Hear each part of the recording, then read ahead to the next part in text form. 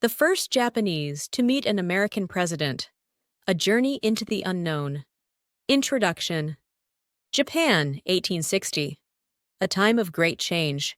After more than 200 years of isolation, Japan was finally opening up to the world. But what happens when a country that has been closed off from foreign influences suddenly sends its first ever diplomatic mission across the Pacific? Culture shock, misunderstandings, and a world completely different from what they knew. This is the true story of Japan's first official diplomatic delegation to the United States, a journey filled with adventure, surprises, and humorous moments. Join us as we explore how a group of Japanese envoys met the President of the United States for the very first time. Chapter 1. The Shogunate's Big Decision. Japan's first overseas mission. For over 2 centuries, Japan remained closed to the outside world, under its Sakoku closed country policy. But in 1853, everything changed when Commodore Matthew Perry arrived with his Black Ships, demanding that Japan open its doors to international trade. The Tokugawa shogunate, ruling Japan at the time, had no choice. After years of negotiations, Japan signed the Treaty of Amity and Commerce, commonly known as the Harris Treaty, with the United States in 1858. However, there was still one important step left. The treaty had to be officially ratified. And so, in 1860, the shogunate made a groundbreaking decision. Japan would send its very first diplomatic mission to the United States. This was not just about exchanging documents.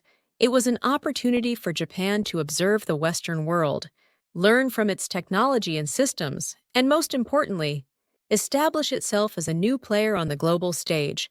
But there was one problem. None of the samurai diplomats had ever been outside Japan. Most of them had never even seen a Western person before. This was truly a journey into the unknown. Chapter 2. Assembling the team, Japan's first diplomats.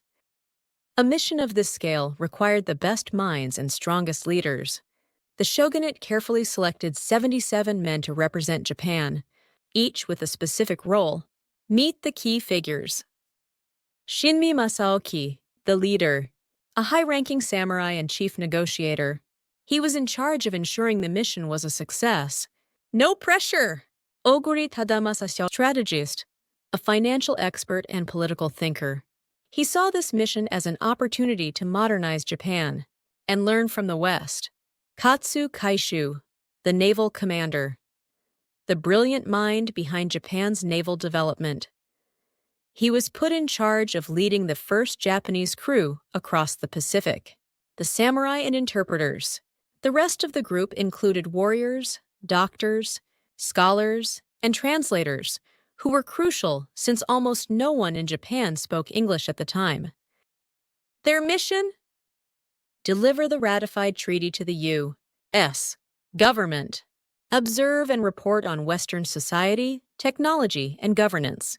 Make a strong impression to ensure Japan was taken seriously by the international community. But what they didn't know was that this journey would change their lives forever. Chapter 3. The voyage begins, a leap of faith. On January 19, 1860, the Japanese delegation set sail for America. Their fleet consisted of 2 ships, the USS Powhatan, an American, steam-powered warship that would carry most of the diplomatic envoys. The Konrin Maru Shenlinwan, Japan's very first steam-powered ship, with a mostly Japanese crew, commanded by Katsu Kishu. A rough start for the Japanese crew. While the delegates on the USS Powhatan traveled comfortably, those on Konrin Maru had a very different experience. Problem 1. Seasickness everywhere. Most Japanese sailors had never been on a long voyage, and within days, the ship was filled with nauseous samurai clutching their stomachs. Problem 2. Unfamiliar Western food. Meals on board included bread, butter, and soup completely different from the rice and fish they were used to. Some samurai refused to eat, claiming the food tasted like candle wax. Problem 3. A deadly storm. Midway through the journey, the Conran Maru was hit by a powerful storm. Waves crashed over the deck, and the ship almost capsized. The terrified sailors prayed for their lives, while Katsu Keishu remained calm, giving orders to keep the ship steady. After what felt like an eternity on the rough Pacific waters, the Japanese delegation finally reached San Francisco. Little did they know, they were about to become celebrities. Chapter 4: Arrival in America. Instant celebrities. When the Japanese delegation stepped onto American soil for the first time, they were greeted by thousands of curious American citizens. The reaction? Who are these people in those strange outfits?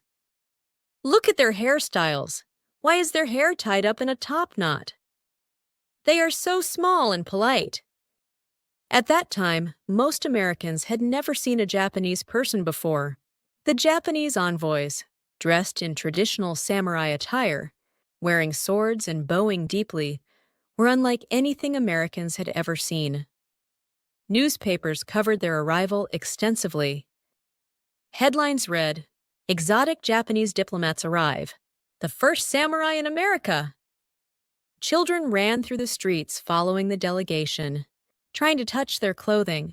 Some American women even tried to fix their hair, thinking the samurai had accidentally tied it up that way. Meanwhile, the Japanese envoys were equally shocked by America. The buildings are so tall. How do they not fall over? The roads are so wide. Where are the rickshaws? The people are so friendly. In Japan, formal diplomacy was highly rigid, while Americans were much more casual. But the biggest shock? Their hotel? The Great Hotel Bed Crisis. The Japanese delegation was provided with luxurious accommodations, but there was just one problem: the beds were too soft. Many envoys, used to sleeping on firms, tatami mats, found the fluffy American beds dangerous. If we sleep on this, we might sink and never wake up. Instead, many chose to sleep on the floor. Chapter 5: The Moment of Truth. Meeting the President. As the delegation stood in formation, the doors to the reception hall finally opened. A hush fell over the room. President James Buchanan entered, flanked by high-ranking U.S. officials. The Japanese envoys immediately executed a deep bow, while Buchanan and the American dignitaries stood tall. For a brief moment, there was an air of hesitation. Each side was accustomed to different forms of greeting. Buchanan then extended his hand, expecting a handshake. Shinmi Masaoki, momentarily puzzled, glanced at his interpreter, who quickly whispered instructions. Slowly, he extended his own hand, grasping Buchanan's in a firm but awkward shake. It was a moment of both cultural contrast and historic significance, the first recorded handshake between a Japanese envoy and an American president. As the official exchange of diplomatic credentials took place, the room filled with applause. The first step toward formal Japan, U.S. relations, had been completed. Chapter 6: The First Japanese to Ride a Train. This is too fast. After a few days in San Francisco, the delegation was invited to travel to Washington, D.C. by train. But there was just one problem. Japan did not have trains yet. The fastest way to travel back home was on horseback, by boat, or simply by walking. So when the Japanese envoys saw a giant iron machine moving without horses, they were terrified. As they hesitantly stepped onto the train, they had no idea what to expect. The train whistle blew. Boo! Steam burst into the air. The train began to move and then speed up. Japanese envoys, what is happening? Some gripped their seats, bracing for impact. Others looked out the window, stunned by how quickly the landscape was flying by. One samurai even held onto his sword tightly, ready to fight if needed. By the time the train reached full speed, around 40-50 km/h, some envoys turned pale. This speed is unnatural. Our souls will be left behind. Are we going to crash into something? How do you stop this thing? Meanwhile, the American passengers watched with amusement as the Japanese envoys experienced modern transportation for the first time. By the end of the trip, some envoys grew to enjoy the train ride, but others were relieved to step back onto solid ground. The first train ride in Japanese history was a success, sort of. Chapter 7. The Struggle with Western Dining Forks, Knives, and Coffee. Another major challenge awaited the delegation Western food. Unlike Japan, where meals were served with rice, fish, and miso soup, American dining was completely different. First challenge, using forks and knives. When the Japanese envoys sat down for their first formal dinner, they immediately noticed something strange on the table. What are these metal objects? Is this a tiny sword? Yes, they were seeing forks and knives for the first time. The Americans demonstrated how to use them, but for the Japanese, who were used to chopsticks, it felt awkward and unnatural. Some envoys tried using the knife like a sword, while others just poked their food with the fork like a skewer. At one point, an envoy whispered, "I miss my chopsticks." But the real shock came when they saw what was being served. Second challenge, eating beef for the first time. Wait, what kind of meat is this? One of the main courses was steak, something extremely rare in Japan at the time. Most samurai had never eaten beef before, because cows were mainly used for farming, not food. Is this horse meat? No, it's from a cow. People eat cows here. In Japan, we need them to plow fields. Some envoys hesitated before taking their first bite, but to their surprise, wait, this is actually delicious. By the end of the meal, some samurai became beef lovers and continued eating steak throughout their stay in America. Third challenge, the coffee disaster. The final test? Coffee. In Japan, tea was the standard drink, but in America, everyone drank coffee. When the envoys were first served a cup of steaming black coffee, one sip and their faces twisted in horror. What is this? It's so bitter. This must be medicine. Do Americans drink this for fun? Many envoys couldn't handle the taste and asked for hot water instead. However, after several weeks of drinking coffee at meetings, some envoys gradually got used to it. One even remarked, "It's still bitter, but somehow refreshing." Chapter 8. Walking Through America, the Delegation's Observations. The envoys spent several months traveling across America, visiting major cities like New York, Philadelphia, and Washington, D.C. Their impressions of America? 1. The buildings are too tall. In Japan, most buildings were 1 or 2 stories high, but in America, they saw 5 or 6-story buildings, which seemed impossible to them. How do they not fall over? These must be houses for giants.